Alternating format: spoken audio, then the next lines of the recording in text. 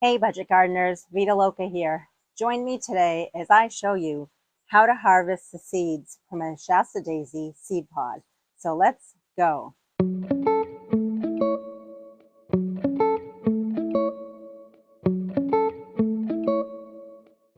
Even though it's a rainy day here in New Hampshire, there is still plenty to be done. I can still do something that has to do with my garden indoors, which is really exciting for me. So I am going to talk to you today about harvesting some seeds, perennial seeds to be exact. So indoors, I start annuals from seed. Outdoors, I start my perennials from seed. You can definitely do it whichever way works for you. It is absolutely possible to start perennials from seed indoors. Biggest thing is, if you're collecting the seeds, you may need to put them through what's called a cold stratification process. And that's a whole different process that I'm not going to go over, but if you look on the internet, there are lots of tutorials that tell you how to do it. Today, we're just going to focus on what to look for when it comes to the Shasta Daisy in terms of the seed pod. Now, I've already collected the seed pods off of my Shasta Daisy. I'm going to take you in for a closer look so that you can see what the seed pod looks like. And then together, we're going to open up one of the seed pods and I'll show you what the seed looks like. One thing to keep in mind when collecting flower seeds is you don't want to collect them too early. Oftentimes, if the seed is a white color or a green color, many times that means that the seed is not ripe. Quite often, the seed of many plants is going to be like a brown color or a dark black color.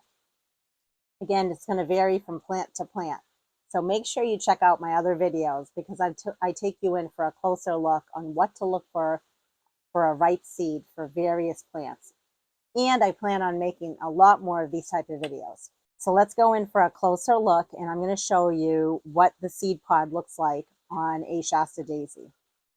Basically, you can see that there are no petals on this seed pod.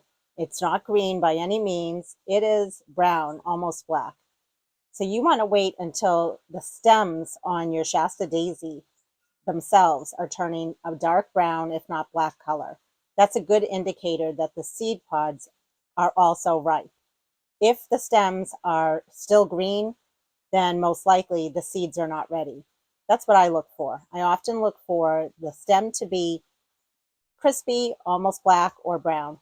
And then also that would tell me that the seed pod, if it's brown, is also ready for harvesting. After you've harvested your seed pods, you want to make sure that you let them dry for a number of days, which I already have. And then you can just go ahead and very carefully open up the seed pod.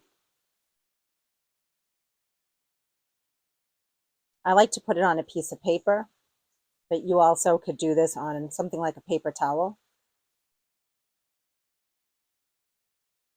And you'll end up with seeds as well as non-seed material, such as this. So here's an example of what the Shasta Daisy seeds look like. I have a small Ziploc bag that I have labeled, and I like to put the name of the plant, in this case Shasta Daisy, the year that I collected it. Sometimes I put the day, but the year is more important. You want to make sure you put the year on there. And then just for reference, I have a dime here so you can see the size of the seed compared to the dime. What I will do is also bring you in for a closer look so you can see what the seed looks like.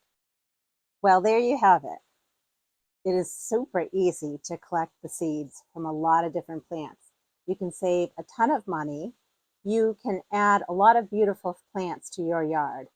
I grow a ton of plants from seed for a number of reasons. I love to grow plants to be able to make my own yard beautiful. I love a lot of annuals. I love a lot of perennials. I also grow a ton of plants from seed to sell for my backyard plant nursery. And this really increases my stock in plants. I know that the seed pods that I have here for my Shasta Daisy will give me hundreds of plants. I don't necessarily need to grow all of them. I can store the seeds for a number of years. So I do plan on harvesting all these seeds, but I won't necessarily grow them all this winter. Please be sure to check out how I winter sow them this coming winter. Also, I do have videos that show you the winter sowing process and how I made out in the previous winter. So please be sure to check out those videos as well. I hope you're enjoying your gardens, and until the next video, make it a great day with gardening.